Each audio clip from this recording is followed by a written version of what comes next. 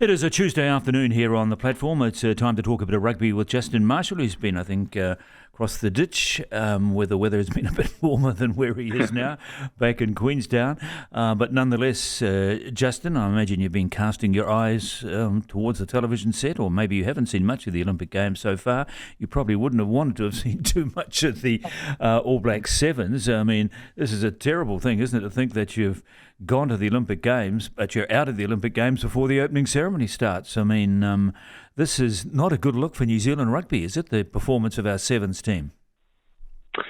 No, well, obviously the women are now in right into their rhythm, and they have been very impressive for quite a number of years, haven't they? But I don't think there's any debate about the fact that the All Black Sevens, the men, have struggled in recent years after being so dominant for a long period of time. And it seems to be at big tournaments as well that the team doesn't have the capacity or the firepower to compete. And unfortunately for those guys, obviously, probably a lot of them definitely having their last opportunity at a medal. And yeah, you're right, they don't even get a chance to be able to progress in the tournament to even have a chance of maybe a bronze. So yeah, I guess there's going to have to be some homework done on why we aren't able to compete and be as competitive as what the women are.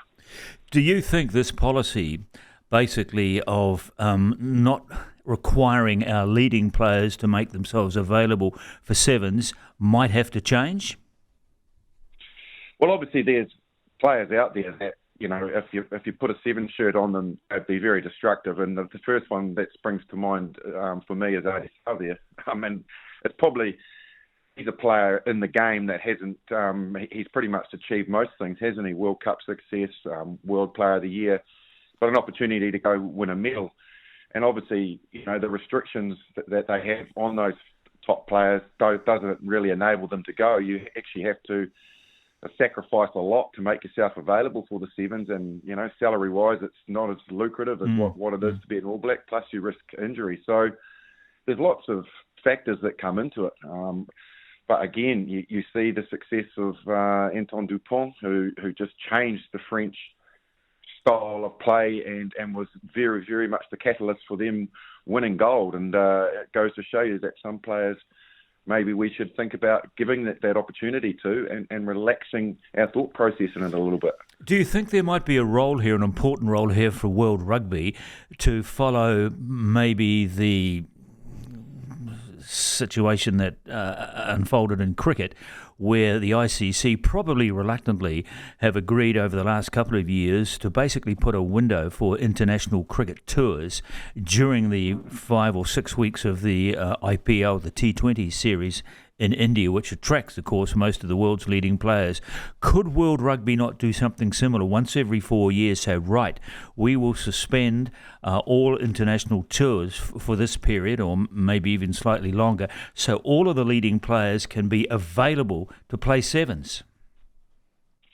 I tell you what, Telf, you put some thought into this, because this is actually quite a good idea, to be honest. And when I was looking at the schedule and what's coming up at the Olympics, and you see the American team that's over there for golf. You've got the number one player in the world, and Scotty Scheffler there, and you know the team that they've got, Morikawa, and that. You know, you're thinking, well, the other sports are allowing the top athletes in the world to go, but for some reason rugby hasn't got the window for that. And I think when you're talking only every 4 years, blocking out that little window.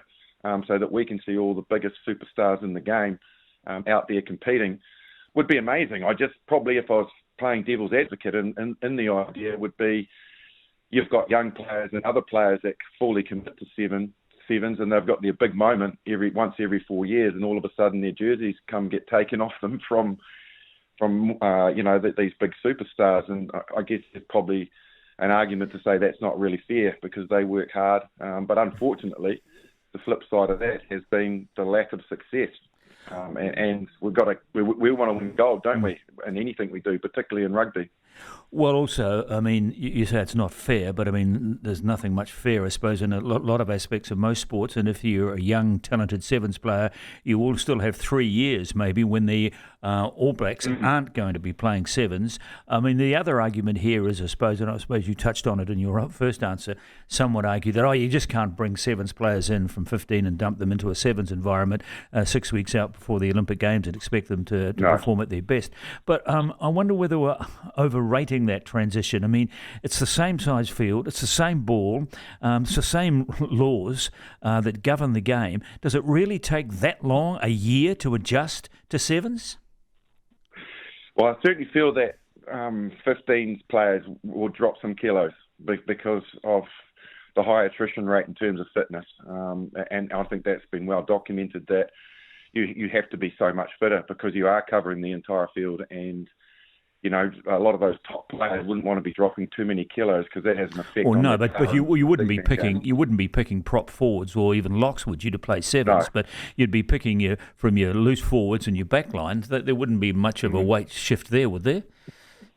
Well, not too much, but like I said, 2 or 3 kilos is quite a bit to have to put back on. But equally, it seems to be the way that it is. Like, let's face it, we've talked about Dupont and what he's achieved. He's now got a gold medal in his trophy cabinet. However, he did have to sit out the Six Nations to do so. So he did have to sacrifice.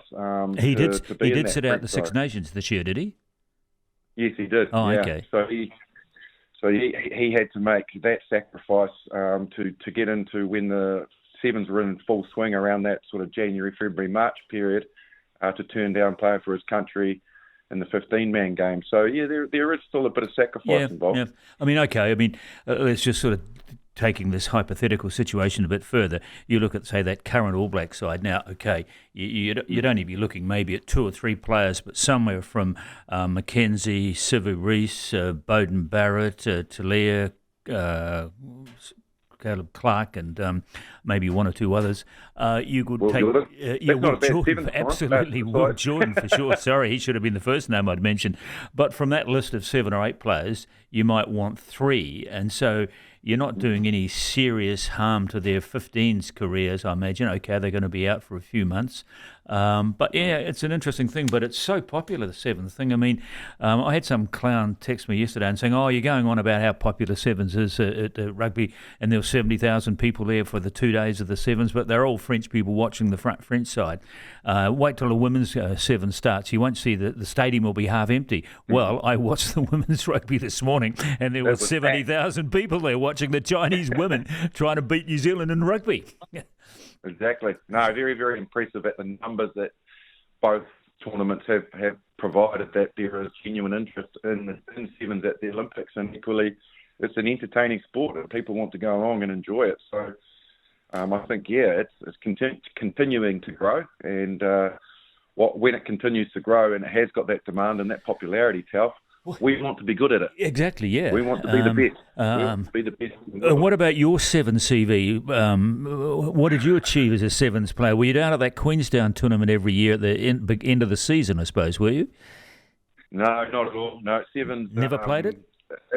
Yes, I did. It agreed with me when I was slightly younger and a little bit more sprightly, but I went to the sevens tournament with Southland and that, but by the time I got to Canterbury and got involved in 15s, I kind of left sevens behind, but I did enjoy playing it. Anyway, let's move to 15s. Speaking of breaks, the All Blacks are having a break. It's coming to an end, I guess, about now as they reassemble for the Rugby Championship. 2 test matches here against Argentina, 2 against South Africa and 2 against Australia. They've got the Argentinians in Wellington in a week's time. A few changes to that squad that was announced over the weekend. Finley Christie gone. Didn't surprise me. Did it surprise you?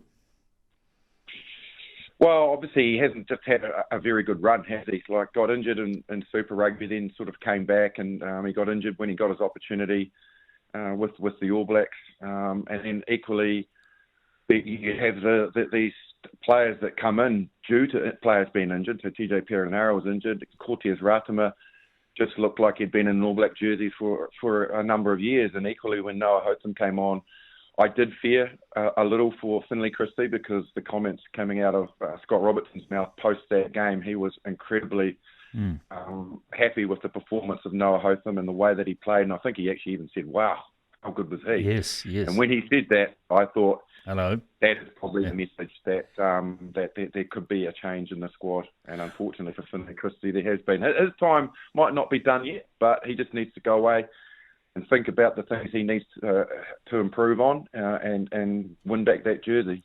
He's competitive enough. We seem to have a vat of riches, don't we, with halfbacks at the moment? These young, fast, strong, rapid passing halfbacks, and of course there's Roygaard in the mix as well. He'll be back, I presume, sometime later this year. So it's a good situation for Robertson to be in, isn't it? And his selectors.